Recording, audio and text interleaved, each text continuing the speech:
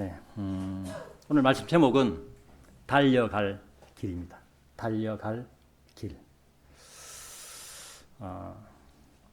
지난 월요일부터 수요일까지 추워가지고 저도 사실 추웠습니다.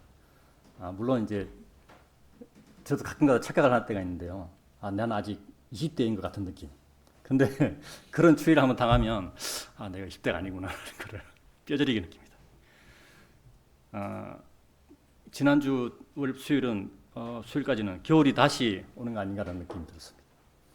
역시 사람은 하나님 앞에, 하나님이 지으신 세계 앞에 초라한 존재라는 것을 느낄 수 있었다. 또 어제 같은 경우는 뉴스로 살짝 들었는데 산불이 아주 심하게 나가지고 고속도로가 막 이렇게 통행 금지가 되고 이런. 그것도 역시 사람은 참 나약한 존재구나 우리가 알 수 있었습니다. 믿음의 연수가 오래되었던 또는 얼마 되지 않았던 간에 구원받은 사람도 구원받지 못한 사람과 마찬가지로 죄의 몸을 가지고 있습니다. 그리스도인이 죄를 지을 수 있고 죄의 유혹에 빠질 수 있는 이유가 죄의 몸을 가지고 있기 때문입니다. 그래서 사도 바울은 이러한 사람의 몸에 대하여 자신의 몸에 비유하며 로마서 7장 24절과 25절에서 이렇게 말씀하셨습니다. 나는 비참한 사람이로다. 누가 나를 이 사망의 몸에서 구해내겠는가? 나는 우리 주이신 예수 그리스도를 통하여 하나님께 감사를 드리노라.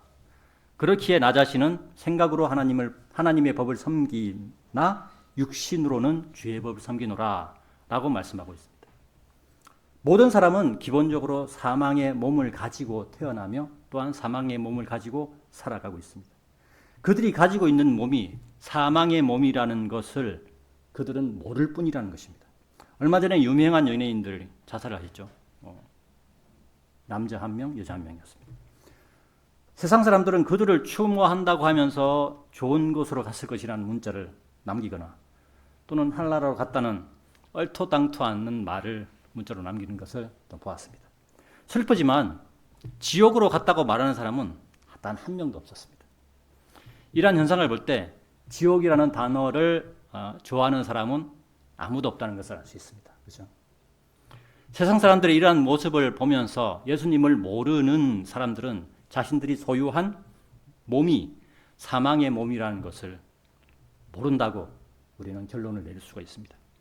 주 예수 그리스도를 믿고 구원받은 사람은 기존에 가지고 있던 육신의 죄의 법이 없어지고 죄인에서 의인으로 완전히 바뀌는 것이 절대로 아닙니다.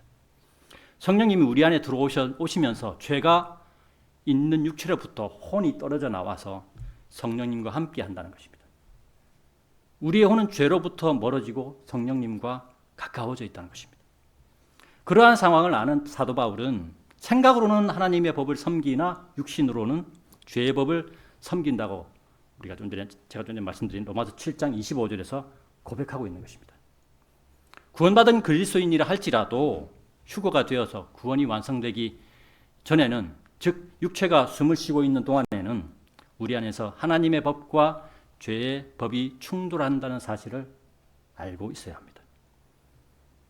왜냐하면 그것을 모르는 데는 난 믿은 사람인데 왜 내 안에 왜 이렇게 죄된 그런 생각들이 자꾸 생기나 이렇게 생각. 그런데 그걸 알면 그거 당연한 거구나 이해를 할 수가 있는 것입니다. 하나님의 법은 예수 그리스도를 통한 구원이며 죄의 법은 율법이며 율법은 죄를 알게 하는 역할을 한다고 성경은 우리에게 말씀하고 있습니다. 일례로 율법을 거꾸로 말하면 뭐가 되죠? 법률이 됩니다. 그죠? 한국에서 율법이라 그러면 아는 사람이 없어요. 그런데 법률이라 그러면 알죠. 그 법이구나 이렇게 얘기합니다. 율법은 이스라엘 민족에게 주어진 법이며 법률은 성경의 율법을 모방하여 세상의 정치인들이 자신들의 나라에 속한 백성을 치리하고자 만든 법입니다. 하나님께서도 이에 대하여 위정자들에게 순종하라고 말씀하고 있습니다. 단 하나님의 말씀과 충돌하면 하나님의 말씀을 따르는 것이 우선입니다. 그것이 그리스도인이죠. 우리는 대한민국에 속해 있으므로 대한민국의 법에 따라 살아갑니다. 그죠? 그러나 우리 육체가 죽거나 우리가 휴거가 되면 우리는 육체의 법에서 해방되는 것입니다.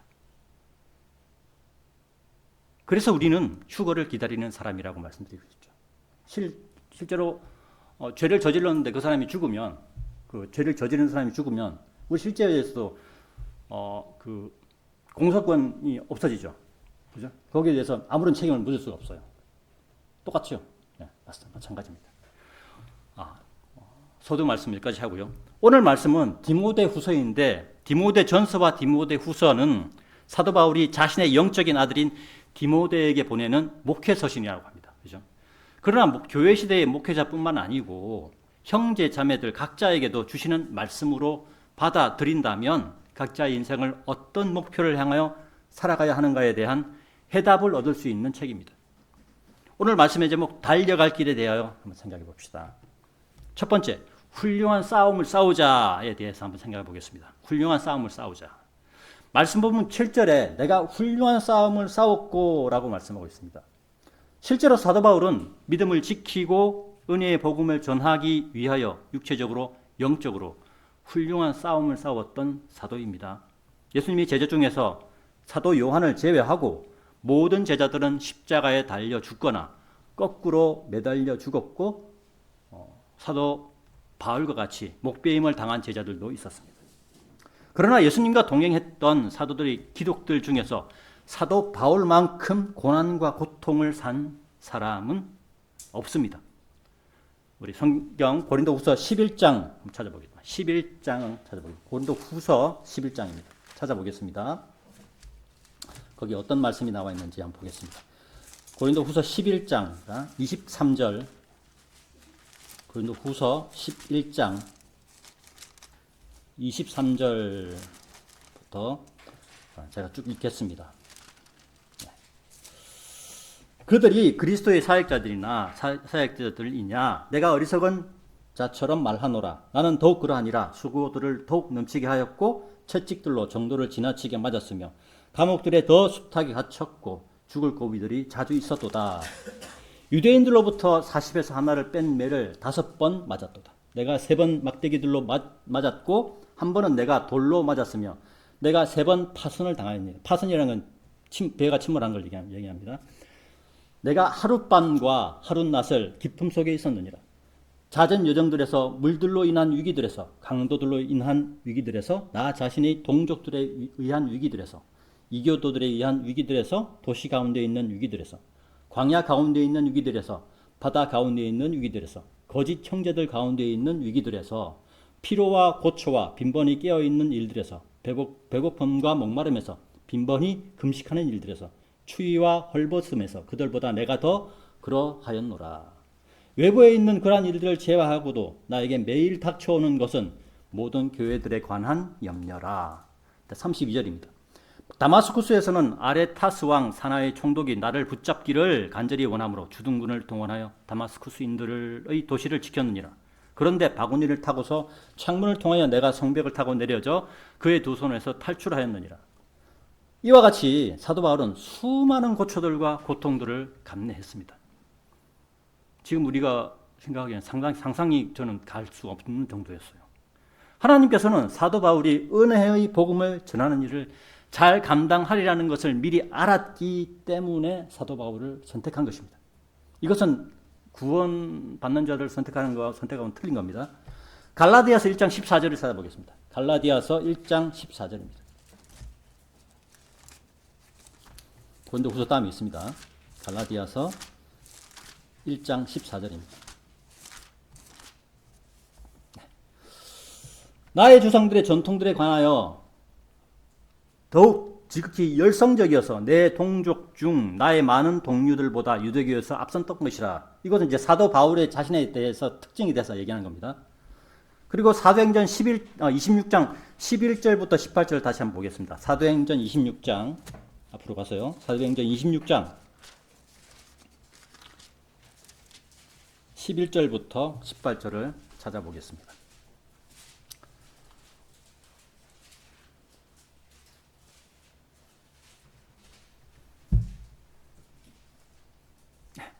그리고 저는 각각의 모든 회당 안에서 여러 번 그들에게 형벌을 내렸고 그들에게 강제로 신성모독을 하도록 시켰사오니 그들을 대적하여 지극히 광분하였기에 저는 타국의 도시들에서까지 그들을 박해하였나이다. 그 때문에 수석 제사장들로부터 받은 권위와 위임을 가지고 제가 다마스쿠스로 가고 있을 때 이 상황은 사도 바울이 사울이었을 상황입니다. 이름이 바뀌기 전에 오 왕이여 한낮에 저는 길에서 하늘로부터 한 빛을 보았사오니 해의 광채보다 강렬하였고 제 주위와 저의 예정을 함께한 자들을 비추어나이다. 그리하여 우리가 모두 땅에 쓰러졌을 때 제가 저에게 말씀하시는 한 음성을 들었는데 히브리어로 말씀하시기를 사울아 사울아 어찌하여 너는 나를 박해하느냐 가시들의 발길질하는 것은 너에게 모진 일이라 하셨나이다. 그래야 제가 말씀드리기를 주여 당신은 누구시니까 하였나이다. 이에 그분께서 이같이 말씀하셨나이다. 나는 네가 박해하는 예수라. 너는 다만 일어나 너의 두 발로 서라. 이는 내가 이 목적으로 너에게 나타났기 때문이니 네가 목격한 이런 것들에 대해서도 내가 그 안에서 네게 나타낼 그런 것들에 대해서도 너를 사역자와 증인으로 삼기 위함이라.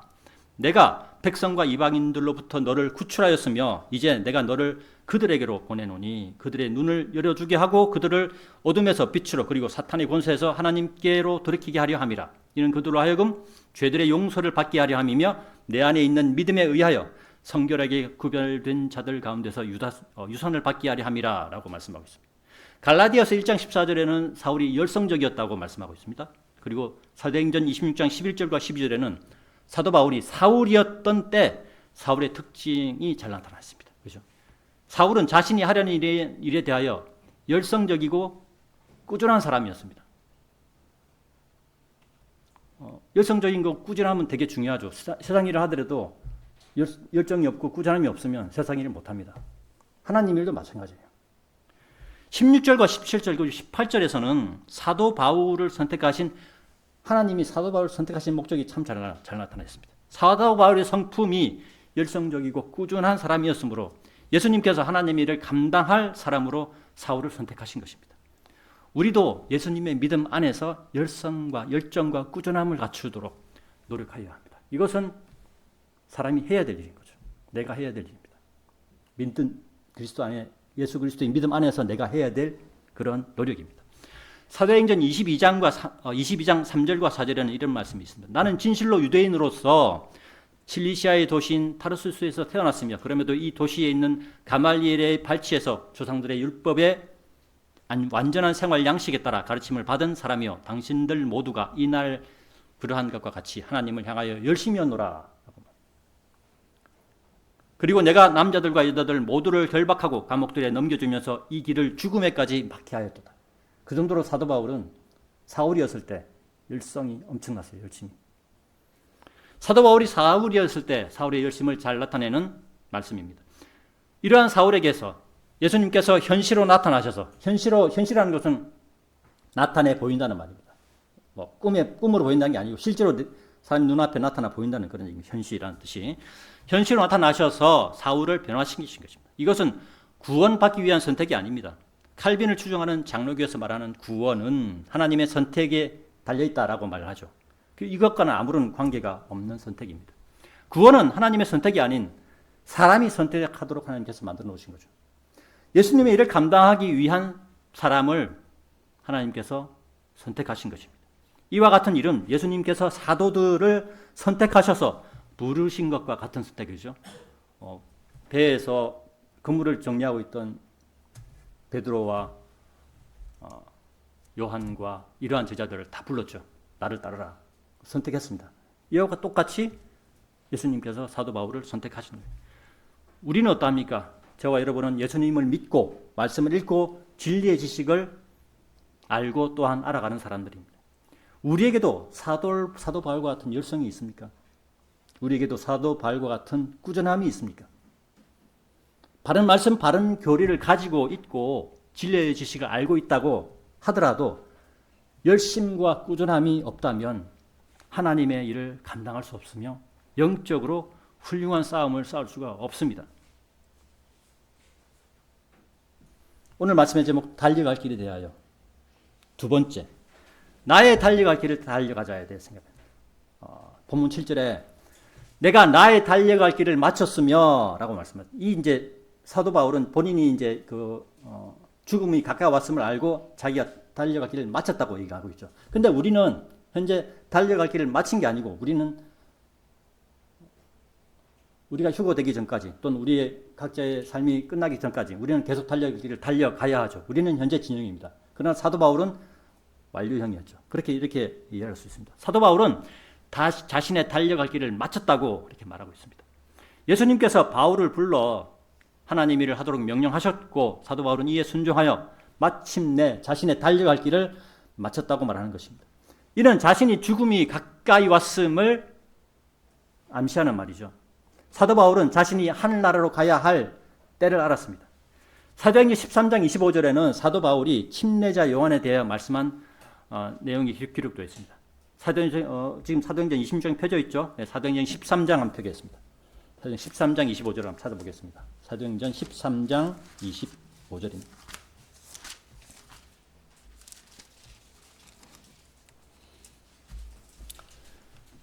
그리고 요한이 그의 달려갈 길을 마쳤을 때 그가 말하기를, 이건 이제 사도 바울이 얘기하는 겁니다.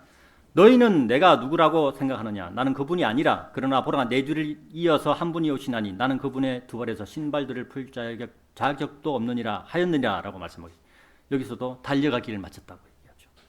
침례자 요한 역시 달려갈 길을 마쳤다고 성경은 우리에게 말하고 있는 것입니다. 사도 바울의 입을 빌려서 하나님의 일을 하는 사람은 자신의 달려갈 길을 알고 있으며 달려갈 길을 마무리해야 할 때도 알 수 있는 것입니다. 우리도 마찬가지예요. 하나님의 일을 계속 하다 보면 이제 내가 달려갈 길을 마쳐야 될 때가 다가오는 거라는 걸 알 수 있습니다. 네, 우리 속에 성령님이 계시니까. 그렇죠? 성령님은 예수님을 대신해서 우리에게 오신 분입니다. 그리고 성령님은 삼위일체 하나님의 한 분이십니다. 그렇죠? 우리에게 다 알려주십니다. 또한 사도행전 20장 24절에는 그러나 이런 것들 중 아무것도 나를 움직일 수 없노라. 또한 나는 나의 생명을 나에게 소중한 것으로 여기지도 아니하노니 하나님의 은혜의 복음을 증언하기 위하여 나의 달려갈 길들과 내가 주 예수께 받은 사역을 즐거움으로 완수하려 함이라 라고 달려갈 길에 대하여 증언하고 있습니다. 하나님의 은혜의 복음에 붙잡힌 사람은 달려갈 길을 달려갈 수가 있죠. 성경은 달려갈 길이라는 표현을 구약에는 이 달려갈 길이라는 표현이 없어요. 신약에만 사용하는 말씀입니다. 구약에 나오지 않는 표현입니다. 이유는 예수님 때문에 그래요. 예수님 때문에. 성경에서 달려갈 길은 하나님의 일, 즉 예수님을 선포하는 사람에게 사용된 표현입니다. 이것은 우리 그리스도인에게도 적용되는 그 길입니다. 우리가 예수님을 선포하는 삶을 산다면 우리도 달려갈 길을 달려가고 있는 것입니다. 그리고 달려갈 길을 달려가려면 자신과의 싸움이 뭐냐? 오늘 하루는 쉴까 하는 나태함. 그리고 내가 구령해서 구원한 혼이 얼마나 많은데 이 정도의 위치에 있어야 되나라는 교만함.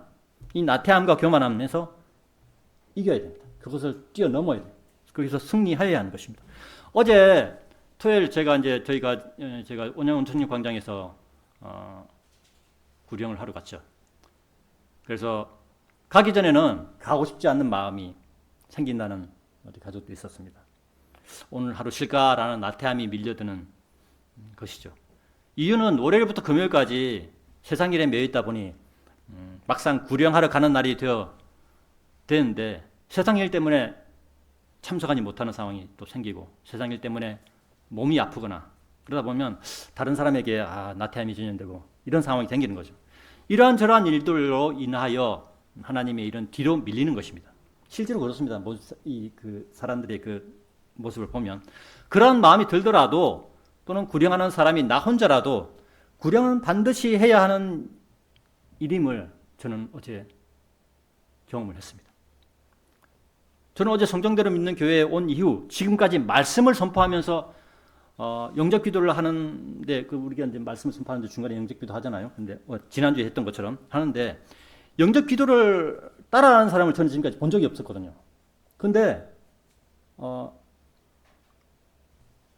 이 말씀을 전하는 사람 옆에 있고 저는 이제 전도주일고등학교 전도를 하고 있는데 어떤 사람이 눈에 보여서 보니까 그 말씀을 전하는 사람의 기도를 입으로 조용히 움직이면서 따라하고 있더라고요. 제가 그걸 봤어요. 저는 그 사람을 보고 난 다음에 그 상황, 그 현상을 보면서 내가 나와야 되는 이유가 우리가 말씀을 선포를 해야 되는 이유가 이거구나 라는 것을 저는 느꼈던 거죠. 말씀을 선포해보지 못한 사람은, 구령을 해보지 못한 사람은 이걸 몰라요. 이거는 구령을 해본 사람만 하나님께서 주시는 기쁨이고 느낌입니다. 그렇죠? 그래서 그분은 나이가 있으신 분인데 양복을 딱 입었어요. 그리고 넥타이를 착용한 상태인데 어디를 가는 옷차림, 어디 뭐 행사에 가는 옷차림이었습니다. 그날 근데 그분은 따뜻한 햇빛을 쐬며 휴식하러 나오셨다고 얘기하시더라고요. 근데 우리가 구원의 말씀을 또 우리가 이제 그 교회에 나와서 옷을 깨끗하게 차려입고 교회에 나와서 말씀을 듣지 않습니까? 예배를 드리지 않습니까? 그것처럼 그런 모습이 딱 보이는 거예요. 그래서 이분은 말씀을 들을 준비가 되어 있는 사람이구나 딱 들었습니다. 만약 우리가 나태하에서 또 교만하에서 나오지 않았다면 어떻게 되겠습니까? 그분은 또 다른 사람으로 인해서 구원을 받을 수 있겠죠. 근데 우리로 인해서, 나로 인해서 하나님의 일이 늦춰지는 상황이 생길 수도 있는 거죠. 그래서 준비된 한 사람을 위해 우리가 이 일을 해야 함을 느꼈습니다. 또 다른 분은 할머니였는데 그 할머니는 전에도 나와서 말씀을 듣는 분이었지만 예수님을 영접하지는 않는 분이었습니다. 근데 어제는 말씀 선포를 듣고 난 후에 제 자매가 전도지를 나눠주면서 예수님에 대해 설명하니까 예수님 믿겠다고 말씀하시는 것을 듣고 예수님을 받아들이며 구원받는 역사가 일어났습니다. 그 할머니는 광장에 나오기 싫었는데 나와서 구원받고 나니 너무 감사하다고 말씀하셨고, 그리고 처음에는 나가기 싫었으나 하나님께서 보내주신 혼이 틀림없이 있구나라는 생각이 들었습니다. 하나님의 일은 우리가 하는 것처럼 보이지만 그 하나님의 실체, 핵심은 하나님께서 구원받을 혼을 보내주시는 거예요. 우리는 몰라요. 우리는 당장 앞에 있는 사람의 마음도 모르잖아요. 그죠? 하나님께서 하시는 거예요. 우리는 우리 각자와의 내면의 싸움, 영적 싸움에서 이기고 성령님이 우리 안에서 인도하시는 대로 따라가면 되는 것입니다. 우리는 우리의 몸을 드리기만 하는 거예요. 여기에 모인 성도 여러분, 그리고 유튜브로 시청하시는 성도 여러분, 우리는 우리 각자의 달려갈 길을 달려가기만 하면 됩니다. 우리가 하늘나라로 언제 갈지는 하나님과 하나님 오른편에 앉아 계신 예수님만 아시죠. 우리는 우리의 몸을 드리는 길을 뚜벅뚜벅 걸어가면 되는 겁니다. 그러면 하나님께서 성령님을 통하여 우리 각자를 하나님의 일을 하는 하나님의 길로 인도하여 주실 것입니다. 세상의 길은 하나님의 길이 아닙니다. 요한복음 17장 9절에는 우리에게 세상에 관해서 이렇게 말씀하고 있습니다. 제가 그들을 위하여 기도하나이다. 저는 세상을 위하여 기도하지 않고 오직 당신께서 제게 주신 자들을 위하여 기도하나이다. 이는 그들이 당신의 것이기 때문이다 라고 말씀하고 있습니다. 거기에 저는 세상을 위하여 기도하지 않고 라는 말씀은 예수님께서 세상을 위해서 기도하지 않는다는 거예요. 예수님께서는 세상에 관심이 없다는 거예요. 예수님께서는 세상 위에 기도하지 않으시고 예수님을 믿는 자들, 즉 하나님의 사람들을 위해서 기도한다고 말씀하신 거예요. 예수님께서 세상을 위해서 기도하지 않으셨듯이 그리스도인도 세상을 위해서 기도하는 사람이 아닙니다. 우리는 세상을 위해서 기도하지 않습니다. 요한복음 17장 9절에서 말하는 세상은 예수님을 믿지 않는 자들, 그리고 세상의 물질, 돈 등을 말하는 것입니다. 우리는 이것들을 위해서 기도하지 않습니다. 그렇죠? 우리는 하나님의 일을 위해서 기도하는 사람입니다. 오늘 말씀의 제목 달려갈 길에 대하여 생각해 볼 그 세 번째, 나에게 있는 예수님의 믿음을 지키자에 대해 생각해 봅시다. 나에게 있는 예수님의 믿음. 말씀 본문 7절에 내가 믿음을 지켰노라 라고 말씀하고 있죠. 성도 여러분, 오늘날 교회 시대의 믿음이 무엇입니까? 교회 시대의 믿음은 보이지 않는 것을 믿는 것입니다. 보지 않고 믿는 것에 대하여 예수님께서 도마에게 하신 유명한 말씀이 있습니다. 요한복음 20장 26절부터 찾아보겠습니다. 요한복음 20장입니다. 사도행전 바로 앞에 있습니다. 요한복음 20장 26절부터 29절까지 찾아보겠습니다.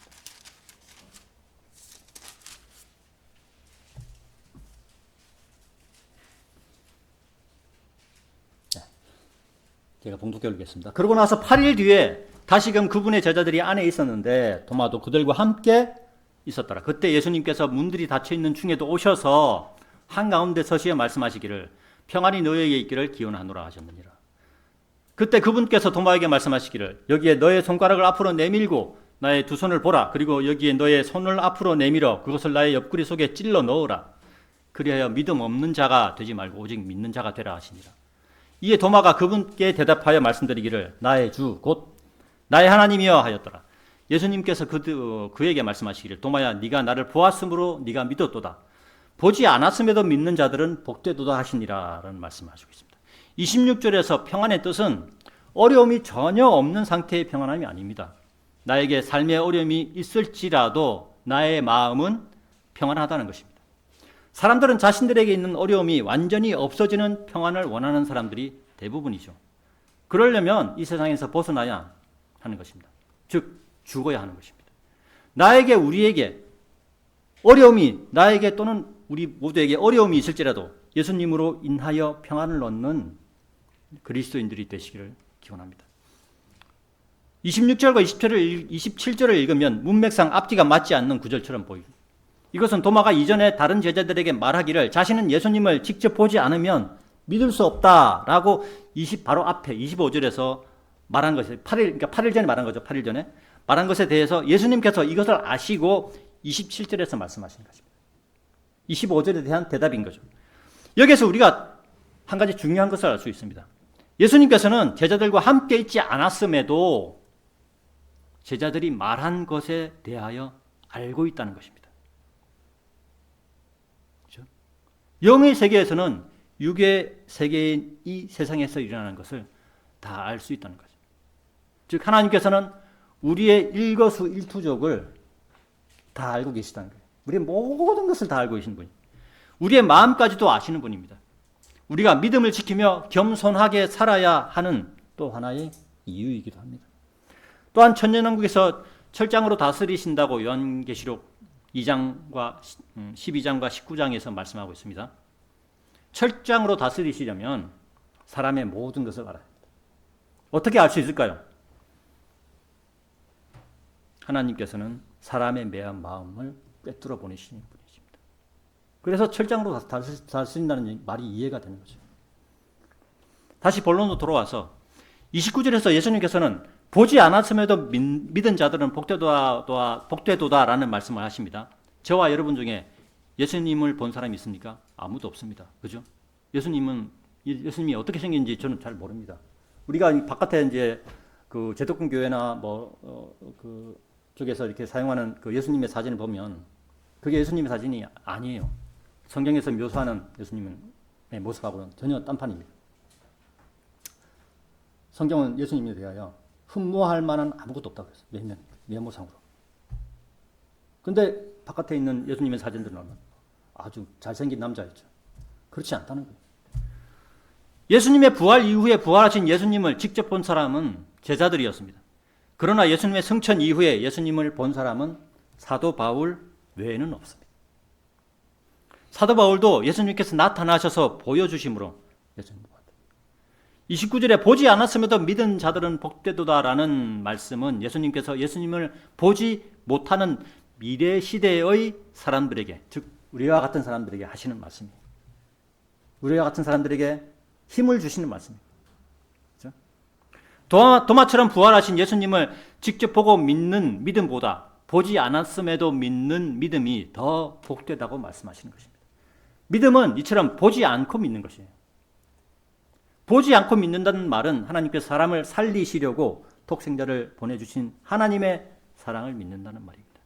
그래서 보지 않았음에도 믿은 자들인 우리가 복된 자들이라고 말할 수가 있습니다. 29절의 복은 이 땅에서의 복이 아니고 셋째 하늘에서 받을 복입니다.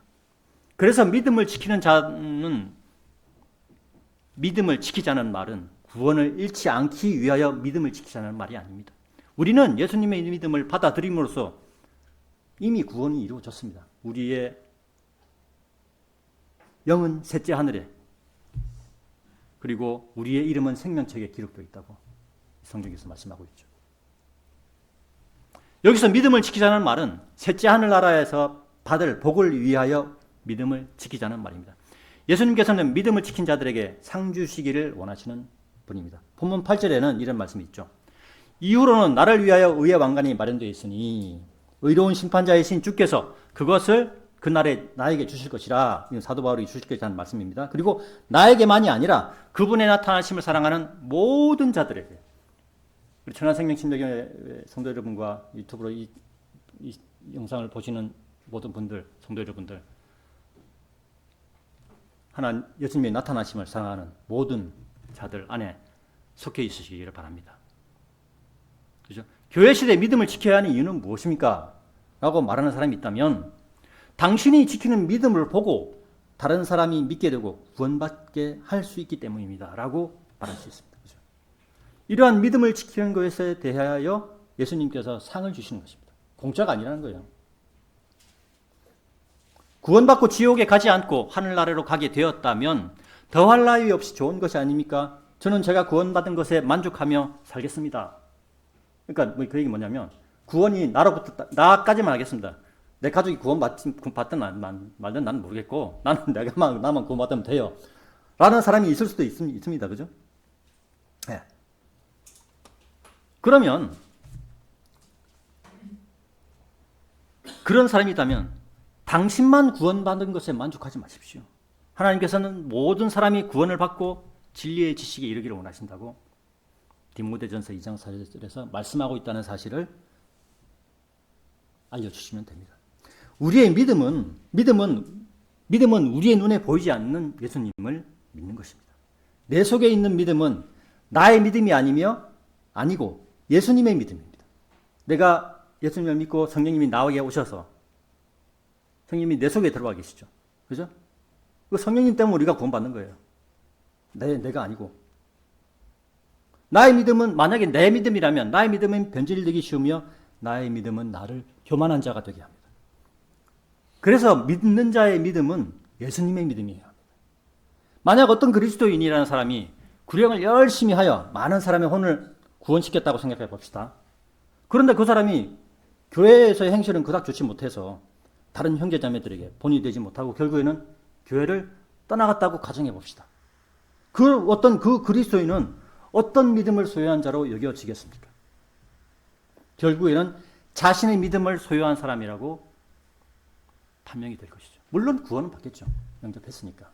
그런데 본인의 믿음을 예수님의 믿음이 아닌 자기의 믿음으로 착각하며 살았다는 거죠. 사도 바울은 디모데후서 4장 7절에서 내가 믿음을 지켰노라 라고 자신에 대하여 증언하고 있습니다. 사도 바울은 예수님을 따라간 사람이었습니다. 앞에서 제가 우리는 사도 바울을 따라가자라고 말씀드렸는데, 이것은 사도 바울을 신격화하자라는 말이 아닙니다. 사도행전 26장 17절과 18절 아까 찾아본 것 다시 한번 보겠습니다. 사도행전 26장 17절과 18절 다시 한번 보겠습니다. 사도행전 26장 17절과 18절을 다시 한번 찾아보겠습니다.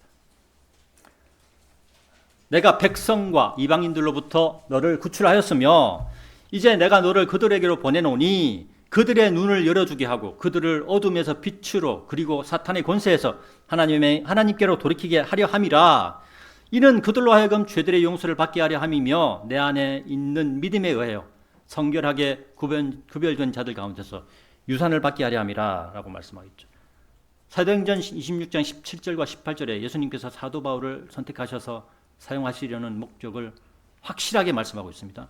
사도 바울은 예수님께 직접 선택하신 자로서, 예수님께서 직접 선택하신 자로서 사도행전 26장 17절과 18절의 말씀에 따라 너희는 나를 따르는 자들이 되라 라고 말하는 거예요. 이것 때문에 고린도전서 4장 15절과 16절에서 너희는 나를 따르는 자들이 되라 라고 말씀하고 있다는 것입니다. 고린도서 4장 15절과 16절 이런 말씀이 있습니다. 이는 너희에게 그리스도 안에서 1만 명의 교사들이 있다 하더라도 너희에게 많은 아버지들이 있는 것이 아니기 때문이니 그리스도 예수 안에서 내가 너희를 복음을 통하여 낳았기 때문이라. 그러니까 사도 바울이 복음의 아버지라는 거예요. 이런 이유로 내가 너희에게 간청하노니 너희는 나를 따르는 자들이 되라 라고 얘기하는 겁니다. 사도 바울은 예수님에게서 받은 복음을 이방인들이었던 우리에게까지 전달하였죠. 그죠? 사도 바울을 통해서 이 바른 성경 말씀을 통해서 이 말씀이 우리에게까지 전달되었습니다. 우리는 사도 바울의 믿음을 보고 사도 바울을 따르는 자들은 곧 예수님을 따르는 자들이 된다고 얘기할 수 있습니다. 또한 예수님의 믿음을 소유한 자가 되는 것입니다. 사도 바울은 우리를 예수님께로 인도하는 인도자의 역할을 한 사람입니다. 예수님께서 사도 바울을 선택하셔서 이방인의 사도로 사용하셨습니다. 사도 바울은 처음에는 유대인들에게 하나님의 은혜의 복음을 선포했으나 유대인들이 예수님을 거부했죠. 유대인들은 예수님을 철저하게 거부했습니다. 그것을 보고 사도 바울은 이방인들에게도 돌이킨다고 사도행전 13장 46절에서 증거하고 있습니다. 13장 사도행전 펴져 있으니까 앞으로 조금 넘겨서 13장 찾아보겠습니다. 사도행전 13장 46절입니다.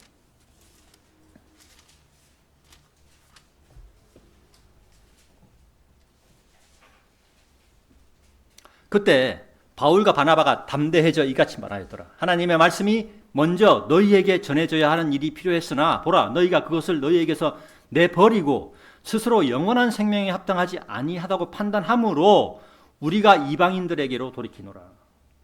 그렇죠? 라고 증거하고 있습니다. 우리는 사도 바울을 통하여 기록된 하나님의 말씀으로 예수님의 믿음을 우리의 마음에 소유할 수 있습니다. 그리고 우리도 사도 바울처럼 내가 믿음을 지켜노라 라고 말할 수 있는 그리스도인으로 살아갈 수 있습니다. 또한 살아가야 합니다. 오늘 말씀의 결론입니다. 오늘 말씀의 제목인 달려갈 길의 의미는 사람 앞에는 여러 갈래의 길들이 놓여 있습니다. 어떤 길은 넓은 길이며 넓은 길에는 많은 사람이 있죠. 또 많은 차들이 다닙니다. 어떤 길은 좁은 길입니다. 또 좁은 길에는 사람이 많지 않습니다. 넓은 길과 좁은 길을 이야기하면 딱 떠오르는 책이 있죠. 존 버년의 철로역정. 이 생각나게 됩니다. 존 버년의 철로역정을 이야기하지 않더라도 오늘 설교의 본문인 디모데 후서 4장 7절에 내가 훌륭한 싸움을 싸웠고 또 내가 나의 달려갈 길을 마쳤으며 내가 믿음을 지켜노라 라는 말씀을 통하여 그리스도인인 우리가 가야 할 길에 대하여 사도 바울이 잘 설명하고 있다고 말씀드릴 수 있습니다. 실제로 신약 성경에서 사도 바울만큼 하나님의 일을 많이 한 사람은 없습니다. 성경을 기준으로 볼 때요. 사도 바울은 예수님께 쓰임받은 참된 그리스도인이었습니다. 그러한 참된 그리스도인인 사도 바울도 예수님을 믿는 믿음을 지키기 위하여 그리고 예수님의 믿음을 선포하기 위하여 엄청난 고통과 고난을 받고 또한 그것을 인내하였습니다. 그 결과 사도 바울은 디모데 후서 4장 7절에서 내가 훌륭한 싸움을 싸웠고 내가 나의 달려갈 길을 마쳤으며 내가 믿음을 지켰노라 라고 선포하고 있는 것입니다. 사도 바울이 교만해서 이런 말을 하는 것이 아닙니다. 사도 바울은 예수님께 부름을 받고 난 후 생각이 변화되고 행동이 변화되어 자신이 탄압하던 예수님을 오히려 자신이 선포하는 자로 바뀌게 되었습니다. 어제까지는 예수님을 탄압하는 자였는데 오늘 예수님을 선포하는 자로 바뀌었습니다. 오늘 살아가는 우리 천안생명 침례교회 성도 여러분 그리고 유튜브로 시청하시는 성도 여러분 우리는 과거에 예수님을 모르던 자들이었습니다. 사울과 같이 우리는 과거에 예수님을 핍박하던 자들이었습니다. 예수님의 인도하심으로 사울이 변화받고 예수님을 위해 자신이 훌륭한 싸움을 싸웠고 예수님을 위해 자신의 달려갈 길을 마쳤고 예수님을 위해 자신이 믿음을 지켰다고 증거하고 있습니다. 또한 사도 바울은 우리를 향하여 내가 너희에게 간청하노니 너희는 나를 따르는 자들이 되라 라고 지금도 말씀하고 있는 것입니다.